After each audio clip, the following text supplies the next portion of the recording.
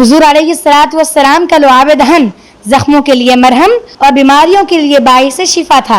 आप सल्लल्लाहु ताला अलैहि वसल्लम के लुआब दहन में अल्लाह ताला ने ऐसी बरकत रखी थी जो प्यास बुझा देती और फाके दूर कर देती थी। मसाइब में, बीमारियों में, प्यास की शिद्दत में आप सल्लल्लाहु ताला अलैहि वसल्लम का लुआब दहन एक मौजज़ाती हल की हैसियत रखता था।